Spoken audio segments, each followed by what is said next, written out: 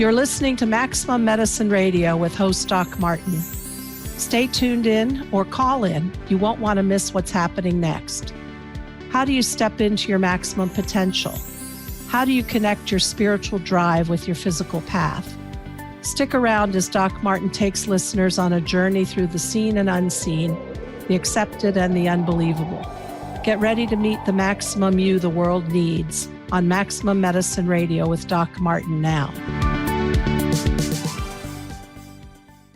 Hi, everybody. I'm Doc Martin, Maximum Medicine Radio.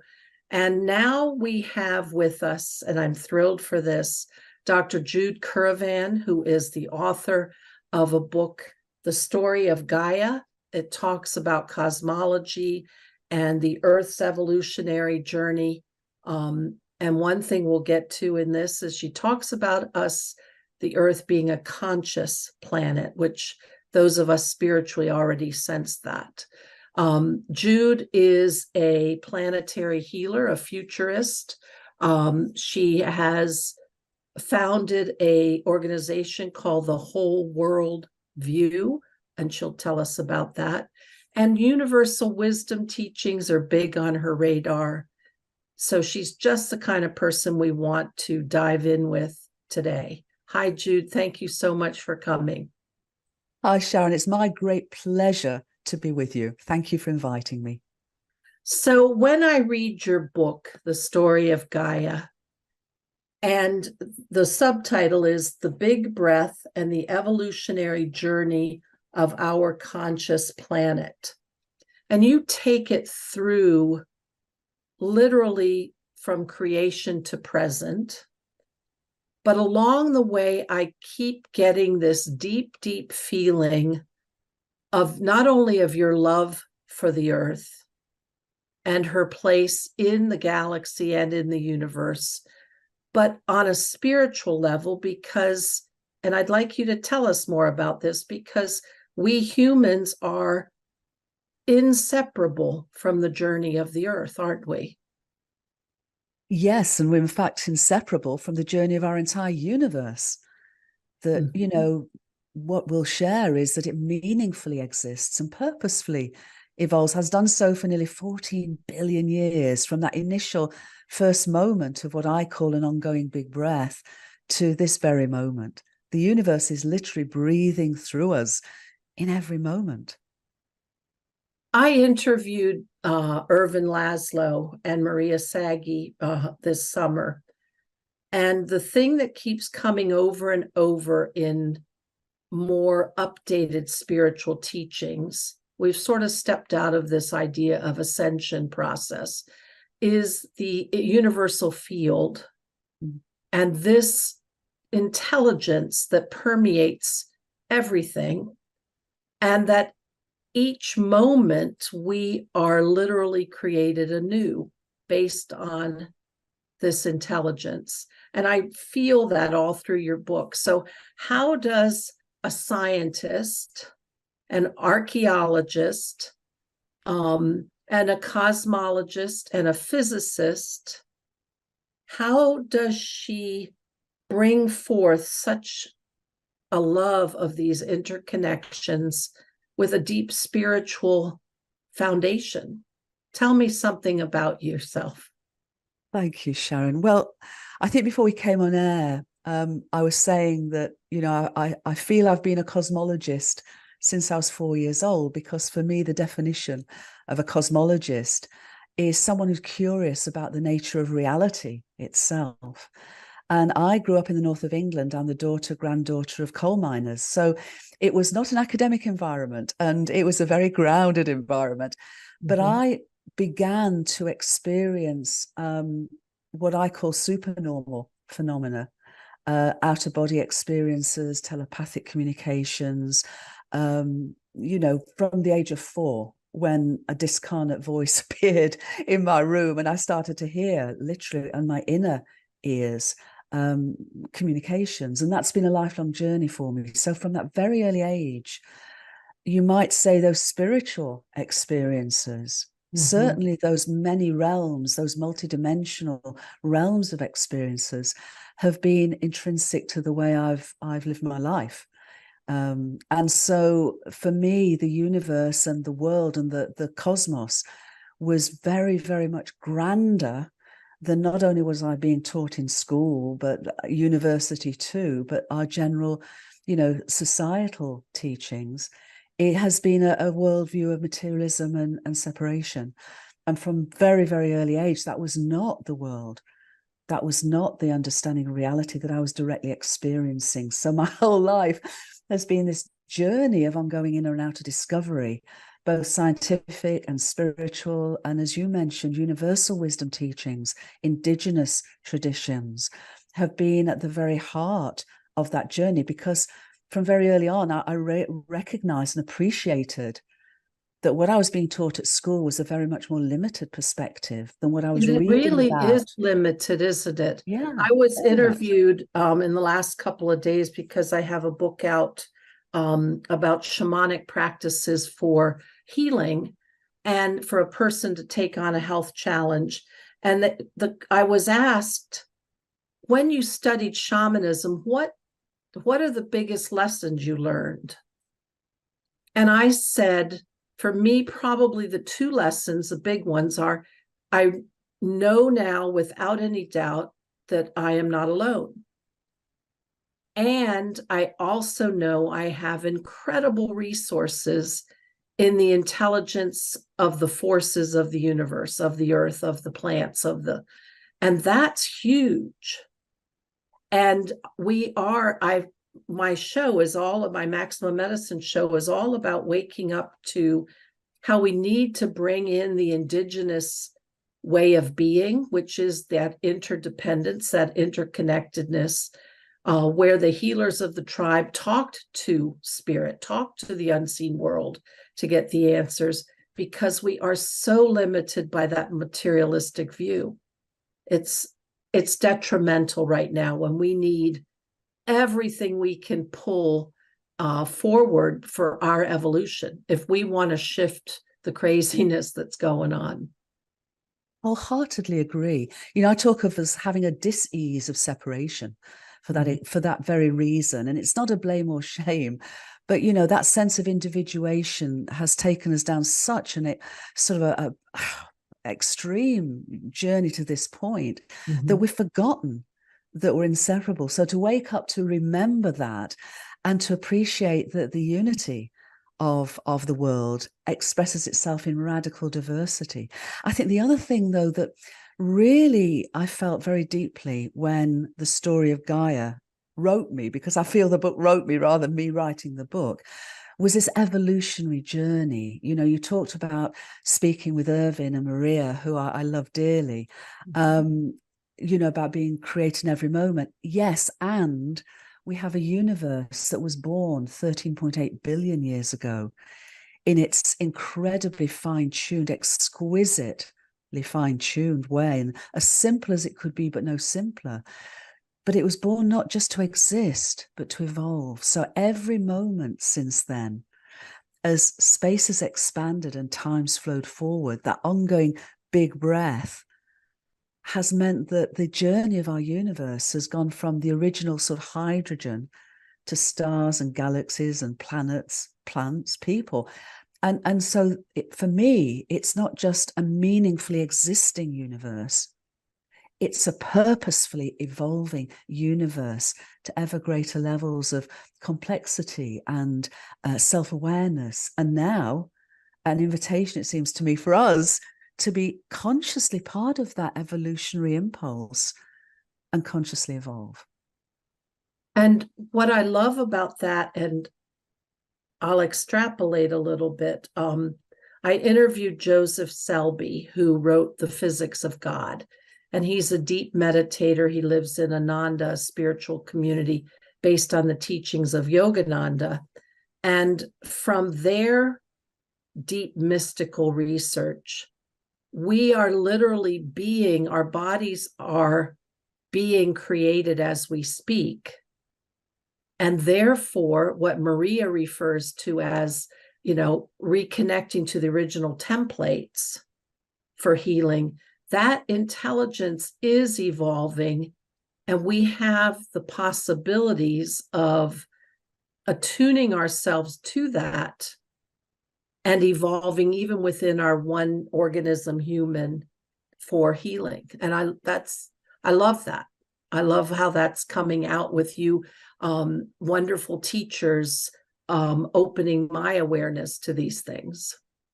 Yes, because that, the appearance of our universe, its energy, matter, its space, time, is its appearance, but it's not its foundational nature.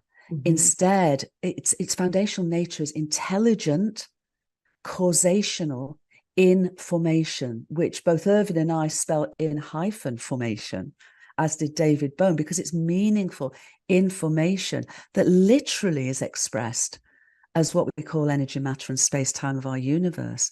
And now the sort of the direction of leading edge science across all scales of existence and numerous fields of research are coming to this same perspective, which of course is a very ancient understanding as well. Yeah.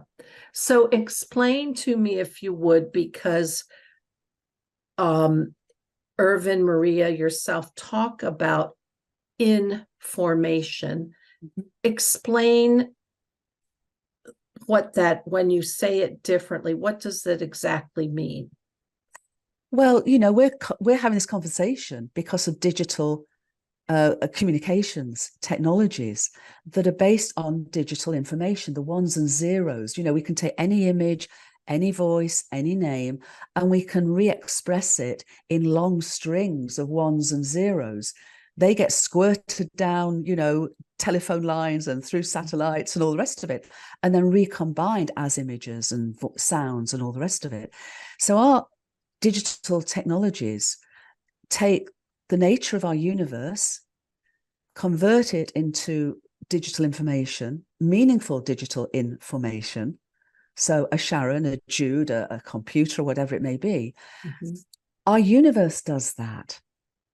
Our universe does that because on the boundary of what we call space and time, we're realizing now is holographic. However wild that sounds, this is what the evidence is leading to. And so cosmic intelligence itself, expressed in the simplest of universal languages of ones and zeros of digital information, is then patterned in causal, meaningful, informational ways, projected as the appearance of our universe, its energy, matter, space, time. Mm-hmm. And so when Irvin and I speak of that, we put a hyphen because we want to differentiate between meaningless information and meaningful information, which we're now realizing is the foundational stuff of the nature of reality. So when we do that, what we're saying too is that mind and consciousness isn't something we have.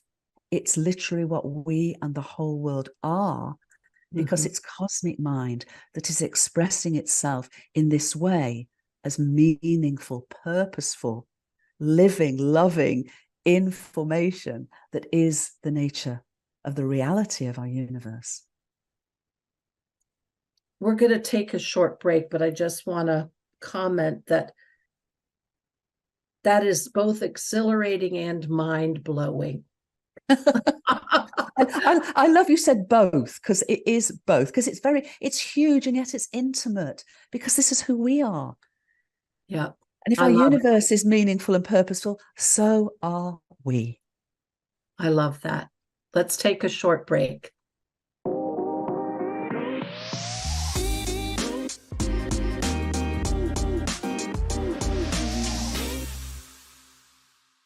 Hi, everybody. I'm Doc Martin, Maximum Medicine, back here with Dr. Jude Currivan, and we're talking about the exciting ideas, how science is really starting to connect with spirituality.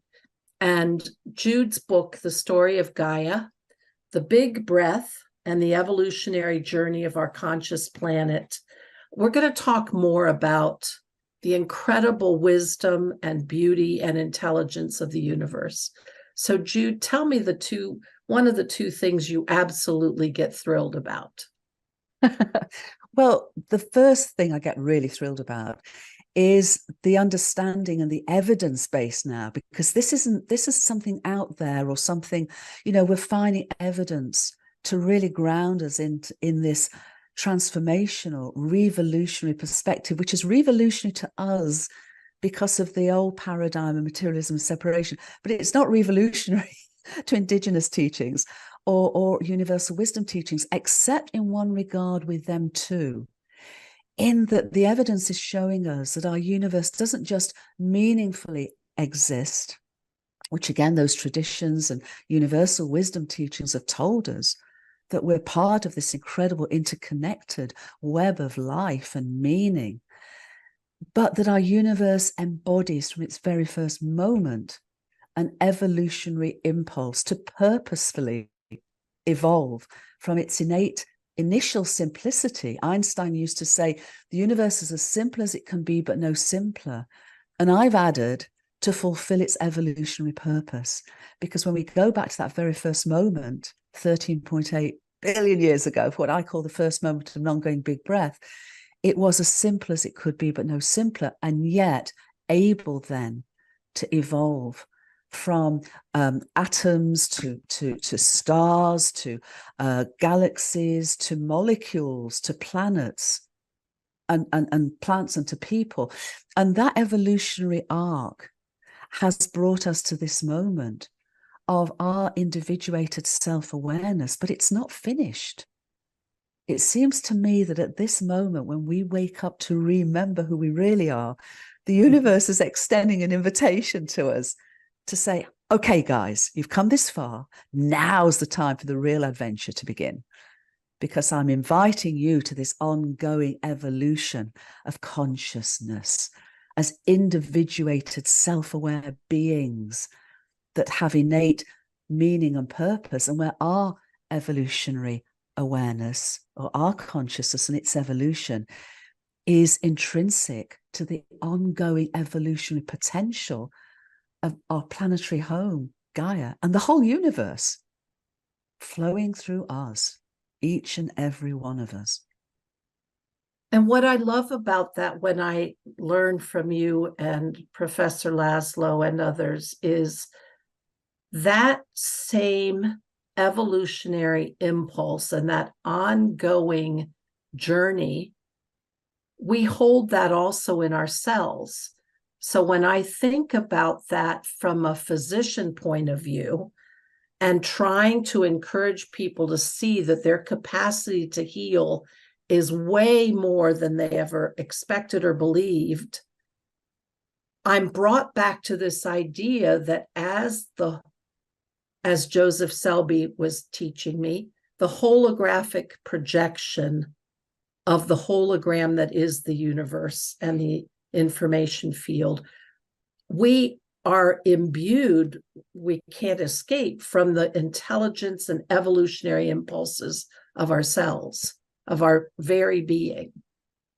Absolutely. And to sort of take two aspects of that, Sharon. I mean, first of all, when we talk about our universe meaningfully existing and purposely evolving, yes, as a holographically manifested reality, it is also a part and parcel of that is that it's what's called non-locally unified. So within space-time, the speed of light is the cosmic speed cop for any signaling. Yeah. And that's why we can have an arrow of time that goes back 13.8 billion years and unfolds from there. So space has expanded and time's flowed. Literally, the holographic boundary of our universe has been able to project ever more informational content on an ongoing basis to explore and experience that evolutionary arc. And both and at the same time, our entire universe is non-locally unified. And so it knows itself in its wholeness, just as our body knows itself in its wholeness, even though it's comprised of 37 trillion cells and fungi and bacteria and all the rest. And so our universe does. So we innately have the abilities to engage with that non-local intelligence at a universal level, which is why attributes and phenomena that we call supernormal, they're not supernatural, they're not paranormal, they're supernormal, such as telepathy and intuition, are natural attributes. We've just limited ourselves so that the adventure is just beginning. And I also see that I talked several times on my show with Stefan Schwartz, who is a futurist and writer and remote viewer. Indeed. And he has never told me this, but I suspect had his share of what we used to call psychic phenomena and his share of photographic memory. I'm just imagining that those are true, but that we talked about remote healing and this unified field, even existing non-locally. It doesn't just even exist non-locally. Its foundational nature is non-local. And, you know, the reason that we can say this now, this was a requirement. Universal non-locality was a requirement for quantum physics to work at all. So right from the get-go of the quantum pioneers 100 or so years ago, there was a realization that the entire universe had to be non-locally unified in this way for quantum physics to work at all. Einstein hated it. He called it spooky action at a distance. But I'm sure he'd be whooping up and down now because as we've gone forward in the last 30 or so years, more and more experiments have shown that non-locality doesn't just exist at the quantum scale, but extended further and further to bigger and bigger scale. So in 2018, a group of researchers were able to non-locally, what's called entangle, photons of light in a laboratory, starlight from 600 light years away, and light from an incredibly active and ancient galactic center, 12.2 billion light years away. That is the universal scale.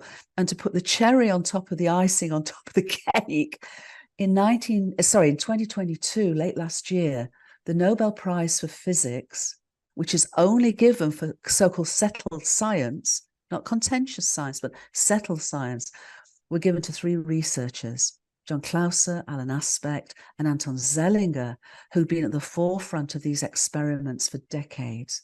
So there's now a settled science acceptance that our universe is universally, non-locally unified. And that just opens up so many exciting thoughts of teletransportation in the galaxy, of time travel, of no, stop. Well, stop. well, this is the thing, you see, and this is one. Hopefully, as a good scientist, I'll follow the evidence wherever it leads. But the modeling that's coming forward, the cosmic hologram understanding, is that within space-time, the arrow of time, causality, is a one-way street. It cannot be violated. What you can do, and happens all the time, is that you can come in from that non-local awareness in the form of, say, synchronicities. Synchronicities don't violate causality within space-time. None of the supernormal phenomena, as far as I'm aware, and if evidence is presented otherwise, I'll be the first to say, okay, actually violates that causation. And it doesn't need to, because it's a both and. Once we go beyond, you know, space-time within the appearance of our universe, once we enter the multidimensional realms of intelligence and potential, the rule, you know, that those physics, if you like, of our universe, those laws of our universe that enable it to exist and evolve the way it does, are much more malleable. You know, we don't need to be caught into that process. And yet everything that you're sharing, everything that Irvin and Stefan and others are sharing does not, in my understanding, doesn't violate what I'm sharing now. We would all be on the same agreement with this. So I want to, and we'll postpone our break a little bit for this.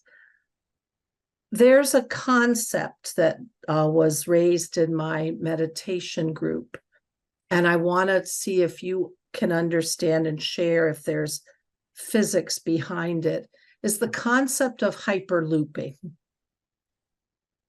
to which I mean where what exists in the future can literally not only inform, but change the present. Is there physics behind that idea? There is emergent physics, I think, that can support that to some degree. Whereas from the first moment of the big breath until now, there has been the sort of the arrow of time. And there's a very big reason for this. And it's all about the nature and the understanding of the laws of thermodynamics, and especially the second law of thermodynamics, which I've expanded to be laws of information or infodynamics, which for them to work at all, that causality and that one-way stream of time is absolutely fundamental. But what we're realizing is that there seems to be a sort of a bow wave from the present moment into the potentizing and the potentiality of the future. Just when you see a ship going across a lake or in the sea, there's that sort of churning at the beginning, that bow wave. And there seems to be, therefore, what is coming into the here and now is not sort of settled until it actually does present in the here and now.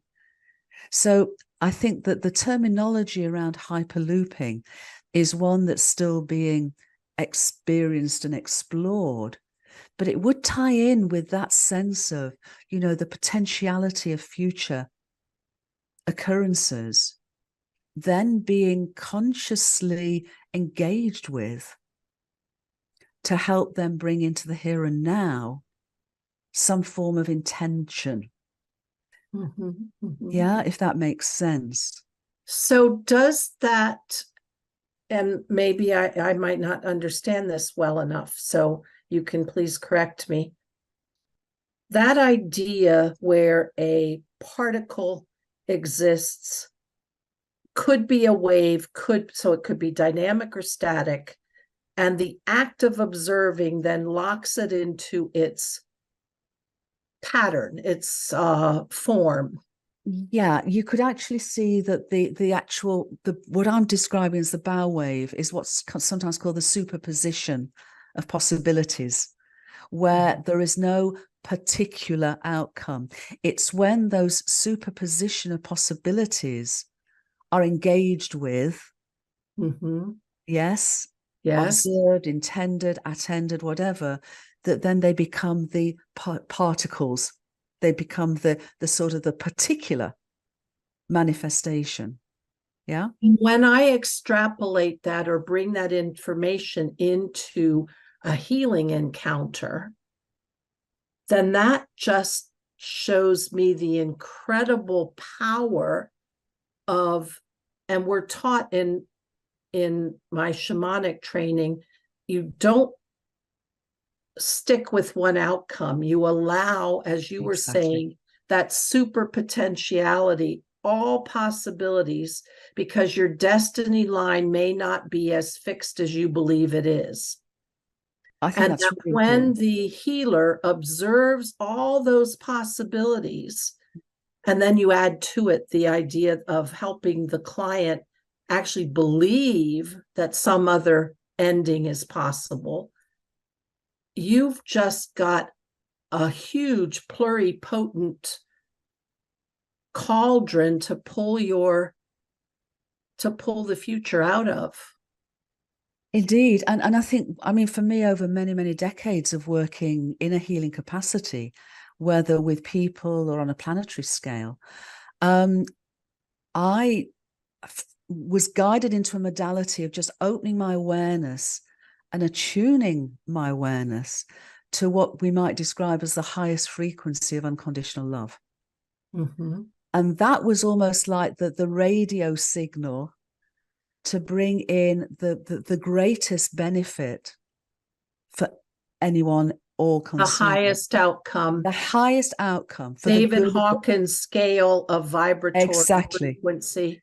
Exactly. So instead of trying to intend specifically and bring my own, if you like, informational template of what would be right or wrong or indifferent, it was a realization that I could be almost like an antenna, that if I tuned myself, as David talks of, if I could tune myself in what I call the universal heart to that highest frequency of unconditional love in service to the good of the whole, then that potentizing flowed in response and in coherence with and in resonance with that, that intention, but an incredibly open intention, not a specified impositional intention. And if you want to talk in layman's terms, you get yourself out of the way, you get your filters out of the way, and you just let the big cheeses come in. I love that. I talk about showing up and getting out of the way, and it's exactly what you're saying. Yeah. Let's take a short break, but I want everybody to really reflect on what Jude has just talked about, because if we can bring this kind of awareness, of consciousness, of the information field, of attuning, and then riding on that bow wave on the bow of the ship as you're breaking the water, everything's churned, that pluripotent space. Anything can happen, including shifting your client's destiny. Bring that into your awareness. Wow. Anyway, let's take a break. That blows my mind. I love it. We'll be right back.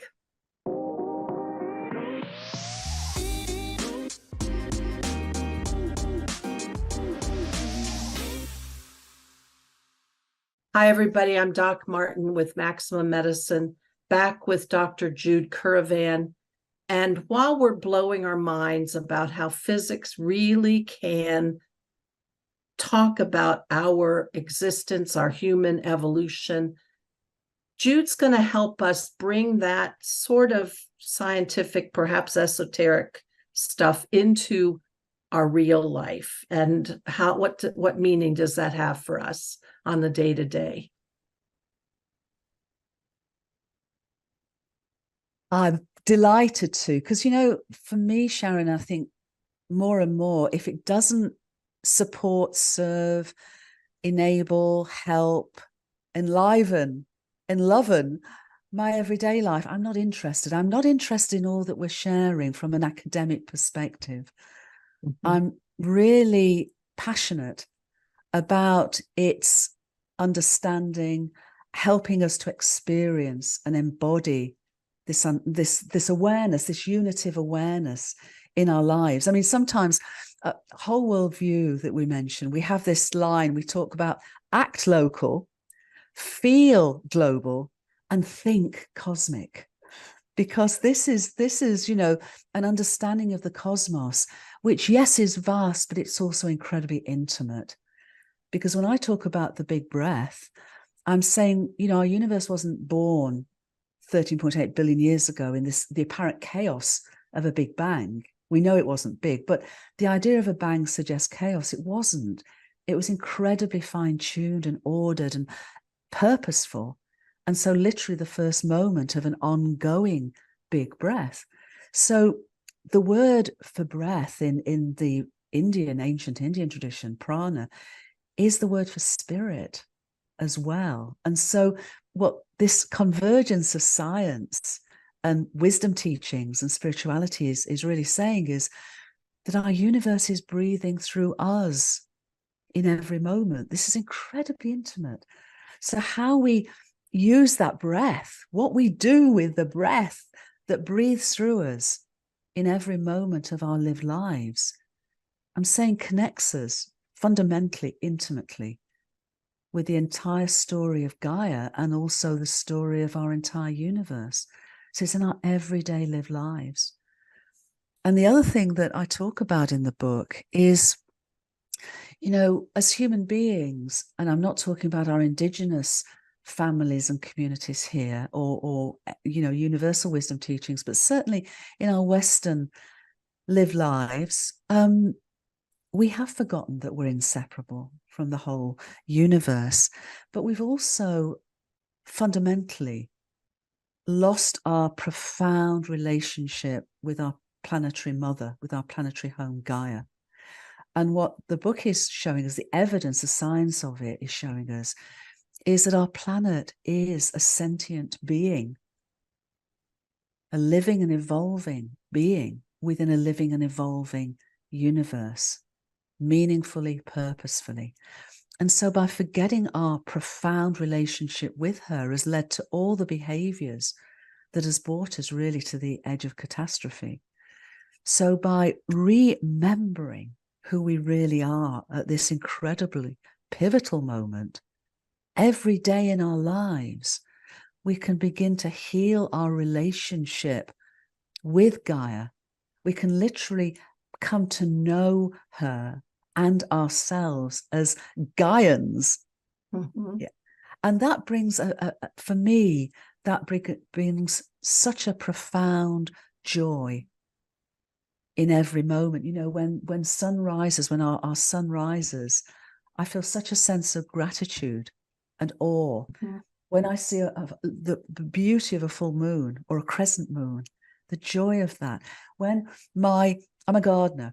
When I sow vegetable seeds in the spring and they start to sprout, I am filled with the joy of the miracle and the wonder of that, and the intelligence, the informational intelligence that plays through everything we call the reality of our universe in its entirety, and is expressed in the joy, the glory, the abundance of our planetary home, as well as all the multidimensional realms that form part of this living universe. The sheer beauty of Gaia brings me to tears. And so I would just invite everyone to realize what a transformation this brings if we're open to this invitation to enter a deeper, everyday lived relationship with ourselves, with each other, with Gaia, with the whole world. And that willingness to put aside our intolerances, our divisiveness, and literally, and you know, what politicians talk about doesn't always happen, reach our hands across the aisle. And I have goosebumps thinking about it. That being willing to put aside what makes us different and join as a planetary citizen. Yeah. And come together because humanity is evolving and we can help have it in harmony with the universal information and in harmony with each other, and most of all in harmony with the earth. Absolutely. Mm-hmm. I mean, our conscious evolution, she's been a planetary mother. Gaia has been a planetary mother for over 4 billion years of that 13.8 billion years. And what you realize is even before Gaia was born, even before our planetary system came into being, in interstellar clouds of gas and dust, not just within our galaxy, but likely virtually every galaxy in our universe, generations of stars had lived and died and seeded the interstellar space with nutrients, with elements, with ice, and bathed by ultraviolet light. We now know that even before our planetary system was born, the universe had brought those clouds and that potential to the edge of biological evolution, biological birth. We find these incredibly complex organic molecules that are the basic building blocks of us. Mm-hmm. Out there in space more than 4-5 billion years ago. And so when our planetary home Gaia and our whole planetary system came into being, it did so with enormous amounts of potential water, which of course is key to biological organisms, and all those building blocks. So the more we find out, the more we realize that our universe was just, wait, these are the birthing gifts for Gaia, to enable Gaia then to become a planetary mother of even greater levels of complexity. I mean, it's the most extraordinary story. And when you look at the way in which the unity of our universe is expressed in radical diversity, talk about differences, but it's not separation. They are differentiations, they are differences. And just as every leaf on every tree is different, every snowflake is different, every person is different, and yet we're all the same. We're all Gaians. We're all co-evolutionary microcosms of our entire universe. When we realize that, perhaps we can see each other with the eyes of the heart and the empathy and the compassion that recognizes, that differences have come in so many ways, but in huge part because of the illusion of separation that has caused us to behave in ways that enact that perceived separation.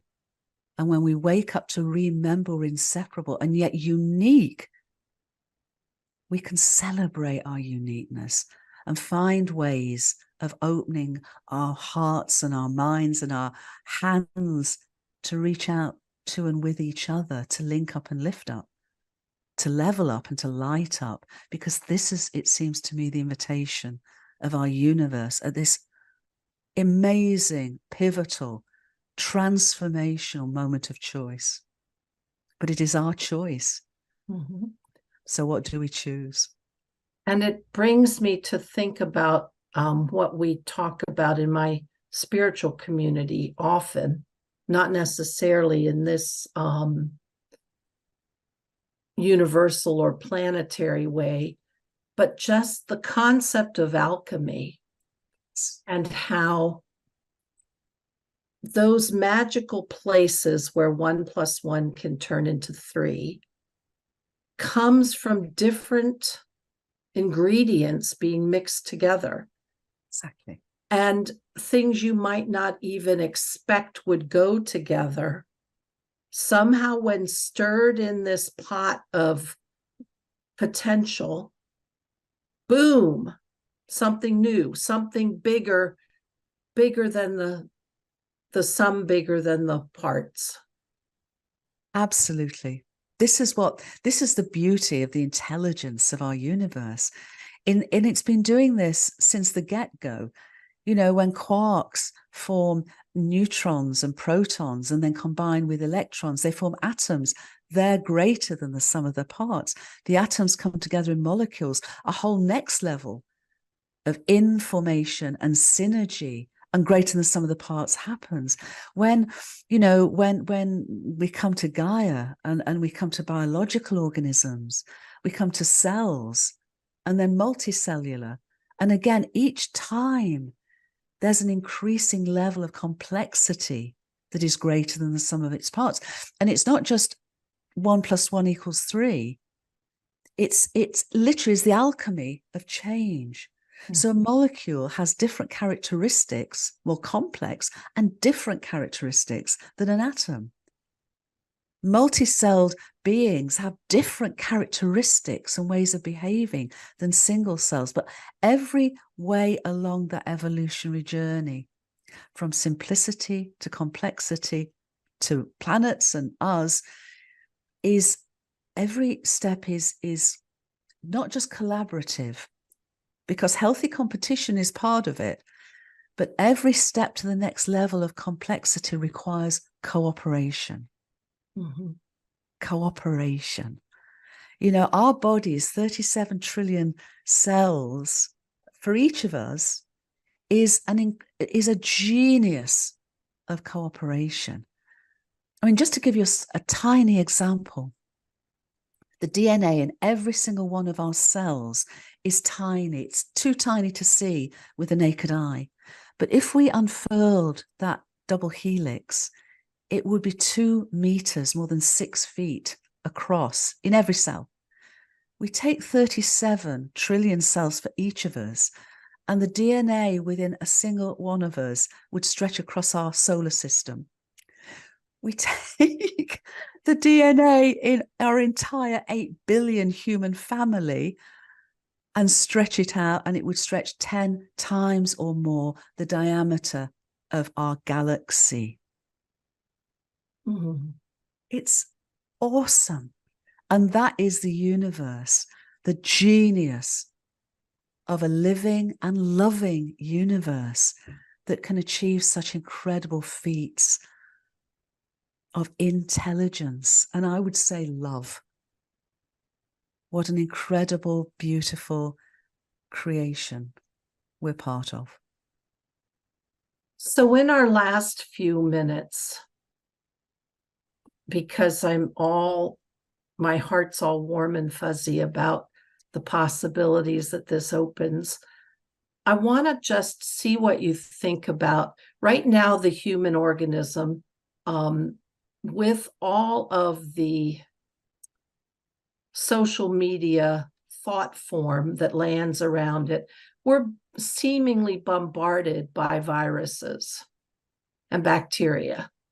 And usually we're setting up a antagonistic relationship. We have a couple of minutes left. Do you have any thoughts on that? Well, first of all, we wouldn't be here without viruses and bacteria. Viruses and bacteria are part of the very fabric of our bodies. Viruses are possibly the oldest biological children of Gaia.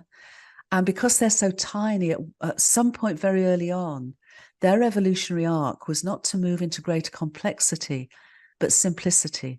So viruses cannot develop. They remain dormant unless they interact with some form of host. And viruses come together in colonies, and they make decisions as a colony. They make a decision either to create a dis-ease in a host, or to enter a symbiotic partnership with a host. So our bodies have a great number of viral aspects that have entered into our evolutionary story in the past and have helped us to evolve. They are evolutionary change agents in many, many ways. And they're the only biological organism of Gaia's children that can retro-engineer a host's DNA. They can come in and change us. And there are a number of what's called endogenous human viruses that actually enable us to develop as fetuses. Within insects, we're now finding more and more that it's viral interventions that are part of the triggering of metamorphosis, of the transformation from a caterpillar to a butterfly. And we're finding not just viruses and bacteria who are absolutely integral to these processes, but we're also realizing that they are part of a whole tool bag, as it were, a biological tool bag of Gaia for what's called horizontal gene transfer. So not down this slow, linear inheritance from our DNA template, which is not the master, but the servant of the organism.